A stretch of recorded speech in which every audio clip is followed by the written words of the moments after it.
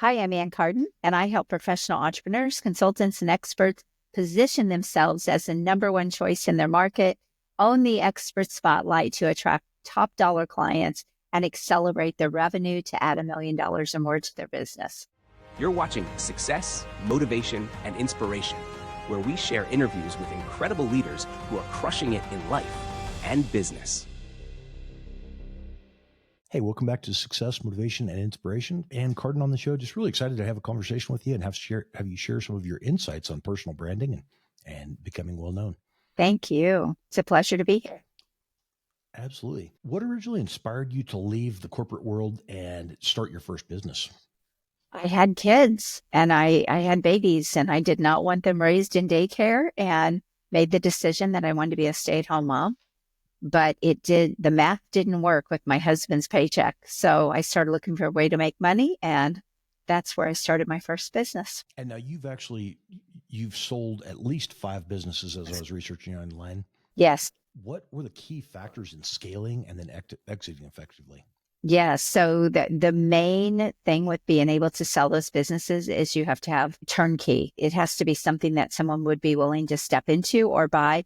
Now, in my first business, it was a global doll company. I had a craft doll business, and it was shipping all over the world. And I sold my designs in that business. So that was the main thing that I sold there. But then when I sold my 2 health clubs and my weight loss centers, the thing that made those so saleable is someone could literally just walk right in and take over. And it made it really enticing for someone to buy. So having those systems, yeah. That's something over the years I've had before the brain cancer and stuff. I owned a cosmetic medical laser company that manufactured bioidentical injectable research peptides, stuff like that, where it was, I had doctors working for me, but you had to have my finger in the pot on absolutely everything, every specific detail. And there was nothing, I could not take a day off, literally could not take a day off because I had to manage every single part of the business.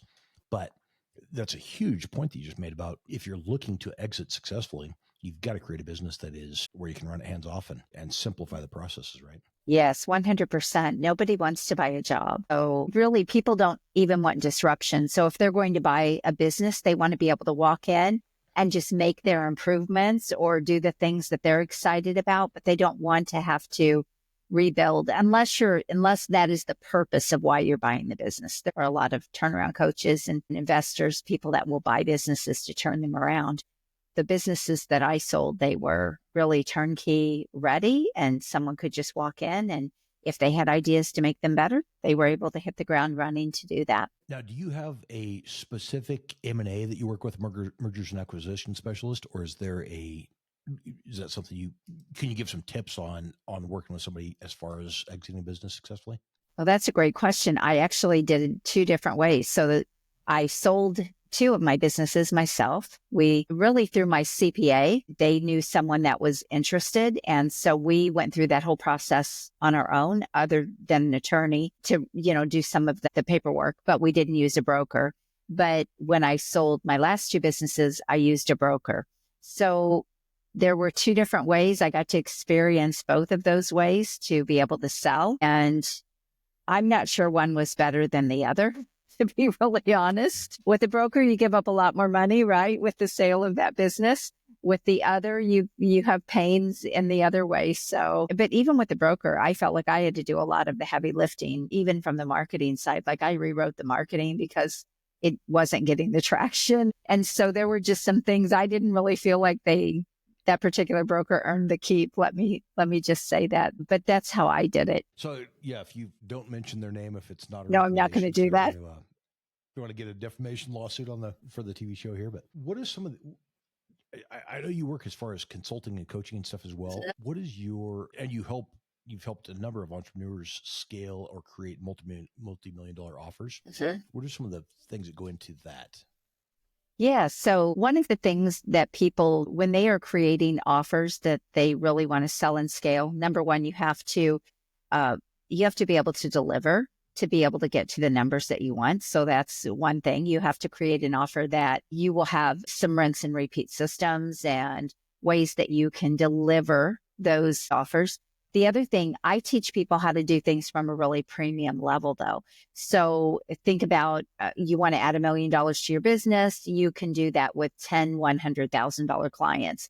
You can do that. I have a client, a $400,000 client, and she said, Ann, I never thought about doing $1 million with, this side of my business. It was a new revenue stream for her. And she said, now, since you've helped me, I realize it's only 2 clients. So I hope people do it from a really premium level. $1,000 clients, you only need 20. So that's really the way we look at it. Most people with the model that I teach, they can scale, and then from there they can develop different tiers. So maybe more passive revenue streams, programs that you can help, other people can help run those. So there's a lot of different ways you can do it, but you have to have something different. And you have to have something that can get you to the revenue numbers that you want. What is the biggest mistake that you've seen with clients, coaches and consultant clients that you've seen that make when trying to land, say, $40,000 to $250,000 clients? They aren't positioned well in the market. They haven't done the heavy lifting to build up their brand or their market position. They don't look different. They really haven't done the work to build their credibility. And the other mistake is they really don't look different from their competition. So then people are going to price shop them. They're going to look around. And the other piece of that, though, is the way they package their services and sell them. A lot of times they are charging by the hour. They're not charging for the value that they're bringing to the client. And that's a big one in the consulting space. They charge by the day or by the hour. So the way they're charging and packaging their offers and even building their brand and their marketing out is really holding them back from getting those better clients. I've heard, as far as other consultants, saying that you need to sell, or you need to sell the solution, not the service. Nobody Correct. cares about your product service package. They could care less what you offer or what kind of an expert you are. They care about their problem that they're experiencing right now. And that's what will get them to let go. That is absolutely true. Yes. People buy, I hear people say all the time, people are buying me. I don't mean me. They're saying that they think people are buying them. And I said, no. People are buying what you can do for them. But then they do care that they believe you're credible, that you can deliver. And all of that is the marketing piece, right? And the brand piece. But yes, at the end of the day, people are only going to take out their wallets or write that check or pay an invoice if they believe that you have something that will solve the problem or fill a desire that they're looking for. Now, as far as the branding piece goes, you could build the coolest shopping mall in history. You got a theme park, a water park, you got every store, every restaurant, car dealership, everything you could possibly imagine. The coolest shopping mall in history. If you build that in the middle of the desert with no roads going into it, no advertising, there is no way you're going to be able to even keep from going bankrupt, let alone make any money off that. What's your advice on somebody for building personal branding and the importance of that? Is that something you start throwing money at before you've got an offer that actually converts, or no? No. So I say the offer is the foundation for your business. The branding and the positioning is the foundation for your marketing. So what you're going to sell, how you're going to sell that all has to come first. That is your business. The rest of it comes after that. So that is a problem. And that's a mistake I see a lot of people make. They kind of start with the brand or they start with the marketing. They are doing all of these tactics. They have no real strategy behind what they're doing, but they also don't have something people want to buy. Or at least it's not that people don't want to buy it. It's the way they've packaged it and priced it and are promoting it is keeping them stuck. So you have to do things in sequence. But if you have a product that if you can deliver and you know that you can solve a real problem or really help people be able to accomplish something that they want, then the marketing and all of that comes secondary. And a lot of people really just don't get that. Perfect. We are 100% on the same page there. One of my thoughts is, as far as you would not believe how many coaches, consultants, life coaches we get trying to be featured on the cover of Newswire magazine, have a featured article about them. And we start talking and there's no fruit on the tree. They have not done what they're selling that they can do. They've done a good job of marketing themselves and building the brand and becoming, they've got the rented Lambo or they've got the pictures of that. They've been in a Right. private jet one time in their life Mhm. that they put on a credit card bill to afford this trip. So they go out and stand there, take some pictures and stuff. But how do you recommend authenticating or verifying when you're, I mean, as a coach, is that something you do as far as your branding to help the coach become not only know where people know, like, and trust them, but where they also can see that, hey, this person has accomplished this list of things, and here's Yes. the reason you need to work with them? Well, one of the things that I help them do is really build their business around something they're already exceptional at doing. So they have that sort of instant credibility. They've already done it. Maybe that was even in a career, maybe even in a corporate career, but they have testimonials, they have case studies, they have results, things that they have proven to be able to have done. So then we want to put that into their marketing, into their brand. I am a big fan of helping them write a book, getting published. I know obviously you do that as well. And there's so many ways now with social media, with the internet, that we can build out that credibility and that trust, even that visibility in ways that we've never really been able to do before. So many opportunities to do that. But at the end of the day, you should be able to show somewhere that you have accomplished or have done what you say you can do, even if you haven't necessarily done it for yourself. Here's an example. I've worked with companies that were making millions and millions of dollars, and I was never in that industry at all, except a coach, but I knew how to help them and I knew how to get them results. And they still bought from me, even though I never owned a plumbing company or I never owned a construction business. I remember the first contractor I ever worked with, and he said, it was a roofing contractor. And he said, have you ever owned a contracting business? I said, no. I mean, I can hammer a nail. That's about it. But I do know how to help you build your business. And so really having that confidence and what you can deliver and showing people what you can do will build that, and you won't lose business that way. And that's actually something we do some similar stuff here as far as you and I, our process and the branding stuff, but we don't offer any kind, we don't do any kind of coaching. No, Mhm. definitely don't help people publish a book or any of that kind of stuff. Is book publishing something you help with as well? We actually will write it for them. So we have a Like little bit of ghostwriting? a different process. Yeah, I am a believer. One of the things is you should have an expert book. I'm actually getting ready to launch my fourth here. And every time I make a pivot in my market or I shift or I want to go after something that's new, I write a book because it can walk people through my process. It can show them that I know what I'm talking about. I can build stories into it. So we actually will write people's books based off of interviews and things like that we do with them. But it is an expert book that influences buyers. It leads people to their services. It's not a fluff book about your journey. Your journey is mixed in, but most people write a book sort of with that intention, and that doesn't really bring you business. So we write books that bring you business. That's something too. You mentioned expert book. I never heard it called that, but Mhm. that's a great way to describe it. So many, you see so many entrepreneurs will publish a book. I mean, I've been at events, we host events all over the country, and been at events where the speaker is talking about something that's very beneficial. They've got some real value there. Mhm. And then you get a copy of their book and it's talking about their childhood and their Yeah, it's not upbringing and even how related. Yes. this is a waste of my time. If you give me this book Mhm. for free, this is not worth the paper it was printed on because it doesn't solve the problem. But you mentioned the expert book. Mhm. One of the things about that would be really powerful, I would assume, is if somebody Googles a problem if somebody Googles a solution to a problem that they're having, and you literally wrote the book on the subject that they're asking for help on, there is no better sign of credibility or authority than, oh yeah, and literally wrote the book on this. She's the expert. Absolutely. Is that, do you help them with the marketing and stuff as well? Is it just the publishing? Is it? Yeah, so we will do the publishing. We will get it if they want it on Amazon as a bestseller. We'll do that piece for it. And in full transparency, I have a team that I work with on that. So I offer those services because a lot of my clients that I work with need those things. They're going to need those assets.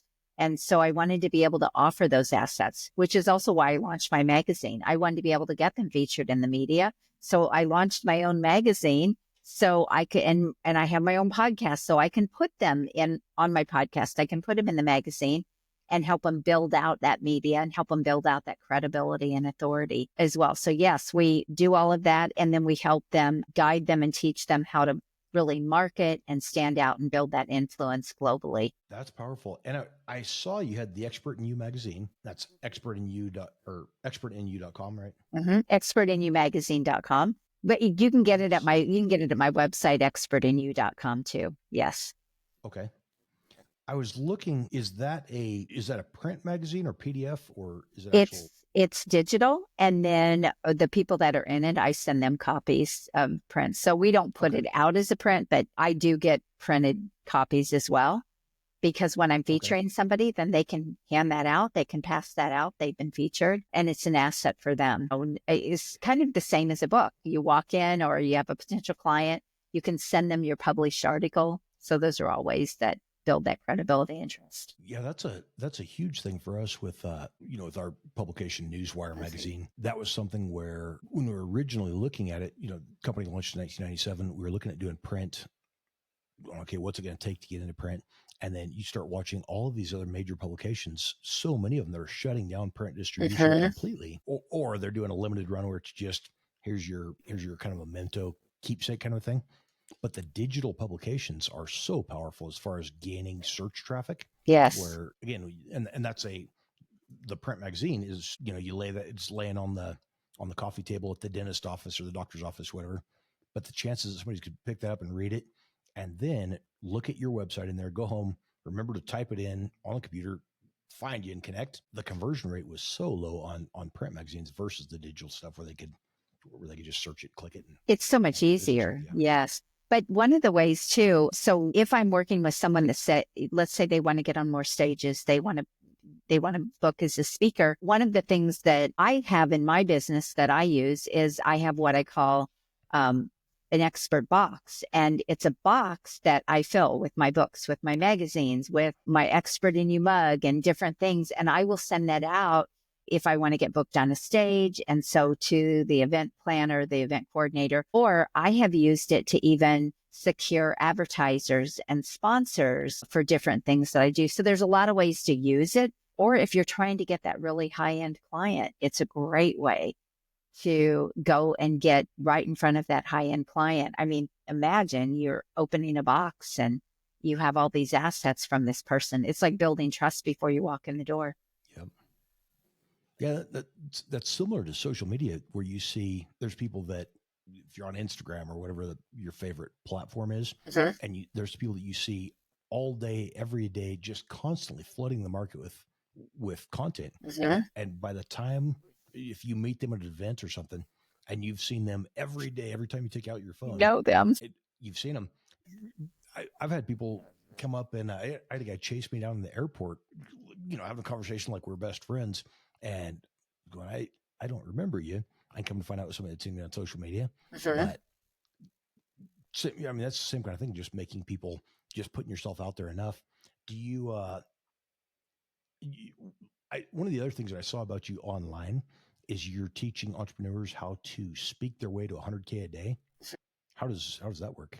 Yeah, so it's create your own stage basically through events. So you can run virtual events or you can run live events, but it is curating, bringing the right people into the room and having an offer that they will want to buy and then selling that offer. So giving that real value. It's a great way to do it. I remember, I think about 15 years ago when I first started in my coaching business, I used to run live workshops and I would bring into the room exactly my ideal clients and what I was going to sell. And I remember having my first $60,000 day, 15 years ago. And I knew then the power of events where you're curating and bringing the right people into the room. And so now I do that virtually and I teach people how to do that virtually. I love that. And then that was one of the other things I saw was about you teaching people to leverage between this book and speaking engagements to generate over $1 million. How many clients have you done that with, or is that something you can share? Yeah, I've done it. That is actually something that I am now really going deep into to find the right people. So I've done it with, I've helped a lot of people add millions of dollars to their business. But there's one client that really stands out, and I use him a lot as an example. He was selling something for about $4,000. I helped him completely change. He wasn't getting any traction. It was a brand new business, which I don't always work with brand new businesses, but he had business experience. So I started working with him. I said, your offer is just not going to land with your ideal clients. So we switched all that, gave him a $25,000 offer, put new marketing in place, new brand, new everything in place.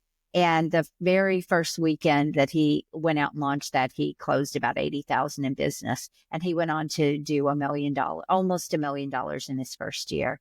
So that was a story that stood out only because he was going from zero to that $1 million mark. But I teach people really how to do it with those higher end clients. So $25,000 offers, $50,000 offers. But yeah, there have been several, and it's been a mix of business owners and entrepreneurs. Now, when you've got somebody like that is on the higher value, and this is something that will affect a lot of our listeners or our viewers, are authors, entrepreneurs, motivational speakers, podcast hosts. What is your favorite way to transfer funds? Anything over $10,000 deal with escrow or different things like that. Do you have a favorite? Is it just a bank wire, or what's your best? What do you recommend as far as that goes? Yeah. So I'll just invoice my clients, and they'll pay the invoice. And so it's really just done through QuickBooks online, and it's super simple that way. I used to use Stripe, but there are a lot of funding options where when I used Stripe, though, I wasn't getting a lot of big paid in fulls, like the $40,000, $45,000 paid in fulls. And I had to find another way to get those services. So now I use QuickBooks, and it works great. You just invoice people. And so that's one way you can do it. That's awesome. What are the key elements of an effective, high converting keynote speech? You have to talk about the problems. You have to really expand people's mindset, but then you have to really show them the solutions. And anymore, people want to walk away with something really rich that they can go apply to whatever you're talking about. So a takeaway that is really like an aha for them, and something they can actually go and do and maybe get some fast results. And that makes a really powerful keynote.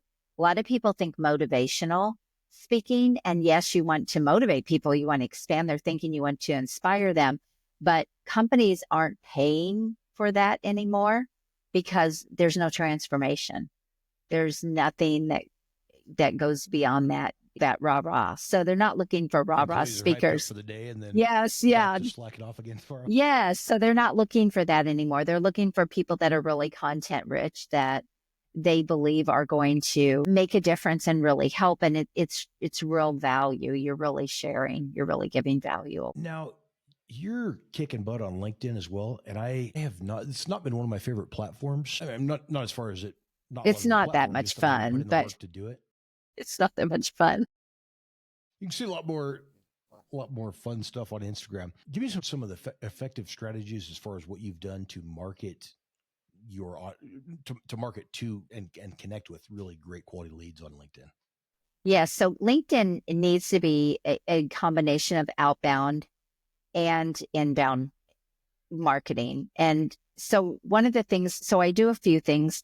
One of the things I love is their live streaming option, their event option.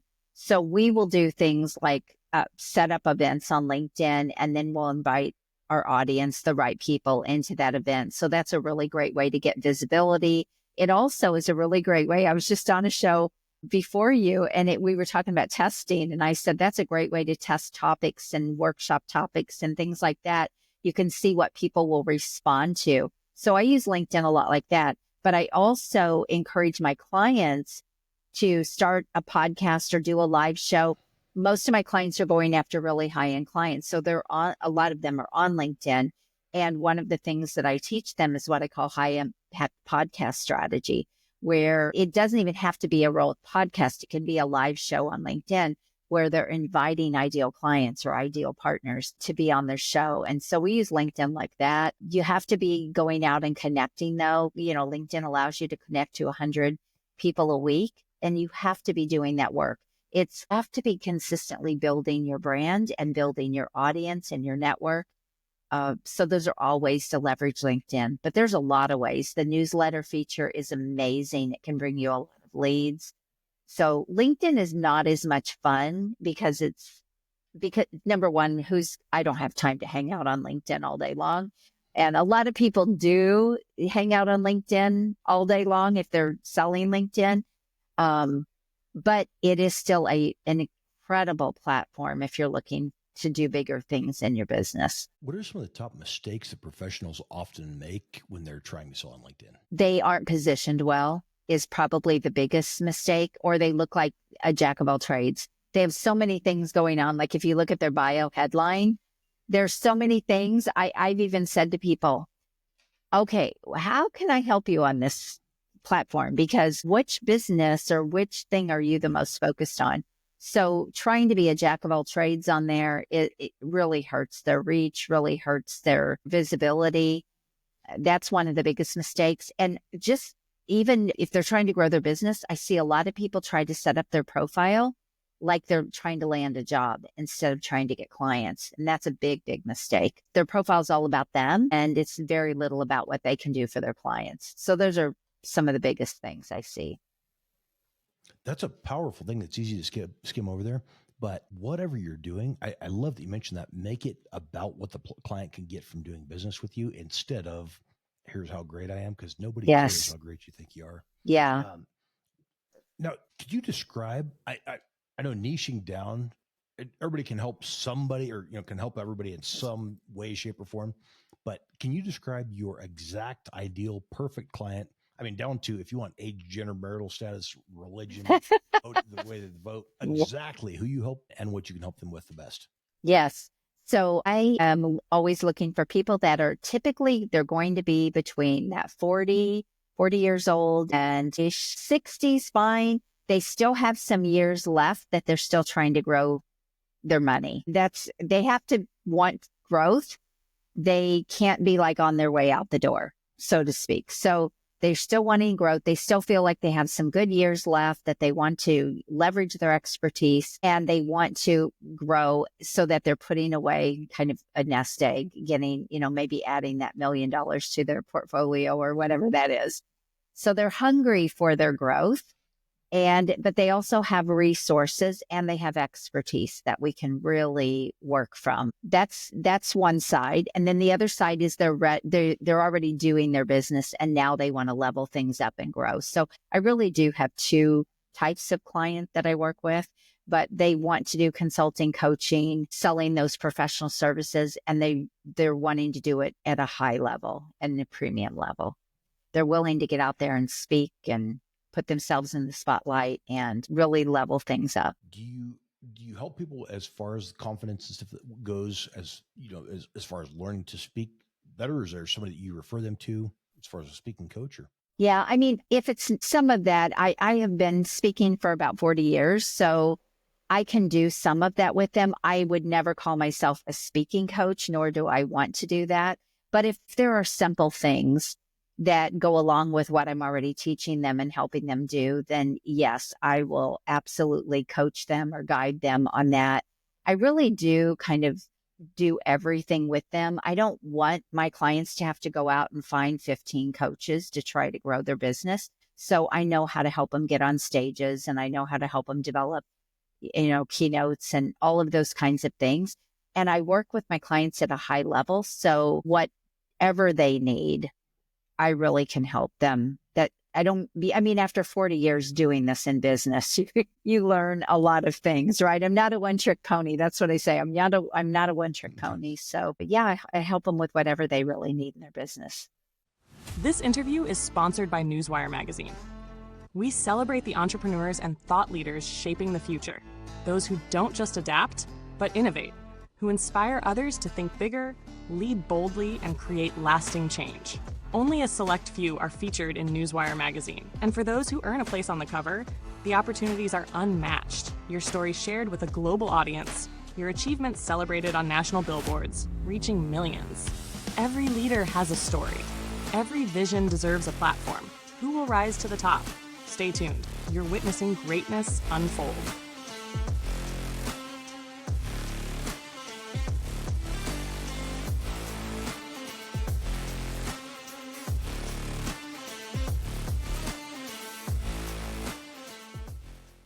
Welcome back to Success, Motivation, and Inspiration. You're on with Ann Carden. And you host executive business retreats. How do they accelerate growth for your attendees? Yes. So we always do something in those retreats that is going to be working on their business. It may be a particular strategy, but I do a lot of things where I'll bring in a professional photographer. So we'll do a brand shoot.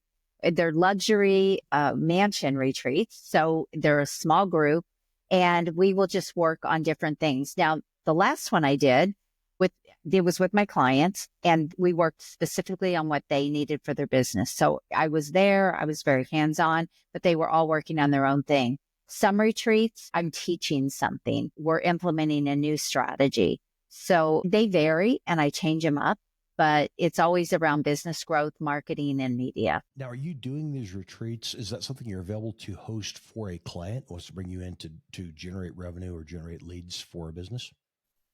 As far as planning and executing or being part of it? Planning and executing. Yes. I don't do that for my clients. No, I wouldn't create a retreat. Would I help them do that? Yes, absolutely. But I would not do it for them. Like that wouldn't be a done for you service that we would offer. Was that your question? Did I answer that? Yeah, absolutely. I've been to a few of them and had some really great connections, just meet incredible people that have the ability to put themselves into those type of retreats. And that was one thing I see a lot. So often these business owners going, "This is great. Can you help me with this? I'd love to host one of these myself." And the host is like, "Works great, but it's way too much work to do myself." It's a lot. Yeah. No, I don't want to help you. But there are event people out there. There's a lot of great event planners out there and people that will do that for your retreat. So yes, there are a lot of people and I know a lot of people. So I could always refer them if that was something they wanted to do, but it is not a service I want to offer. Okay. Well, so if I've got another guest who's been on the magazine and the TV show and all this, Tawny Lee is an event planner out of Waco, Texas. Absolutely incredible. Just a great lady that really helps folks with this type of stuff. So I definitely did not want to mention her if it was stepping on your toes as far as something you offered. No. You might try to connect with her as well. Now, your latest book became a #1 international bestseller. What's the core message behind the book? It is how to build a lucrative and impact. So it's called Expert in You, which is my brand. How to build a lucrative and impactful coaching and consulting business from your expertise, just like it says. So it's really crafting that, kind of getting that business model in place. That's one of the things that I saw about you as I was researching you online beforehand. I've got hours and hours of questions. I'm trying to pick through some of the good stuff on it. But you're a rock star. I mean, you're doing the as far as branding yourself and the expert in you, whether it's books and series and your whole system there. I love seeing people who say they can help with something, and then you look at what they're doing for themselves, and it's exactly what they say they can help you with. It's a good sign of that you're somebody that we could trust, and our audience should be able to do business with you and get some good results. Thank you. If someone is stuck in their business and wants to scale, what's the first thing that they should do? Determine where they're stuck and what they need. A lot of people don't really sit there and break things down and say, okay, one of the things I do when I look at people's businesses and I'm trying to help them scale is we really have to determine where the gaps are. Where are you trying to go? What do you think is stopping you from getting there? And then I look inside and I say, okay, what about this? What about this? So you really have to break things down. People tend to kind of do things in broad strokes, like, oh, my marketing isn't working. Do you know how many pieces there are to marketing? I mean, everything from your message to your positioning to how you're generating leads to calls to action, all these different things that have to be broken down and looked at individually, like where are things getting stopped? Or maybe they're getting great leads and they can't close sales and they put marketing and sales together. Maybe they don't have a good offer. So all those things have to be looked at. But if you don't break it down and look at it for yourself, then you don't necessarily know what you need. And that's why a lot of times people invest in the wrong things or they waste money, they burn up money and time and energy. But the other side of that is get an expert to look at things for you and they can see things more clearly, usually faster. Absolutely awesome. 1 second here. That computer in the back is our SEO computer. It's a $10,000 tower, 128 gigs of RAM, just an absolute monster. But I just ran some updates on it, and now the screens are shutting off like every 60 minutes. So I need to get that fixed before my next interview. Well, I actually feel bad because I'm not in my office, and I normally have all my brand and everything behind me too. And it just happened to work out that I wasn't going to be in my office, which I did not know at the time. Yeah, no worries. Last thing, where can people connect with you and learn more about you? I know you've got looks like a couple different websites. I do. expertinu.com. Yeah. And also anncarden.com, annlcarden.com. It's annlcarden.com. It has my middle initial. So those are both places. My Expert in You website is the marketing and media agency side. And you can grab my magazine on there as well. And then the other one is more my personal branding and my coaching services. Perfect. This has been Ann L. Carden with you today from Expert in You. Thanks so much for being on the show. You've been absolutely awesome. Thank you. It's been a pleasure. Thanks for watching Success, Motivation, and Inspiration. This episode was designed to help you level up. See you next time.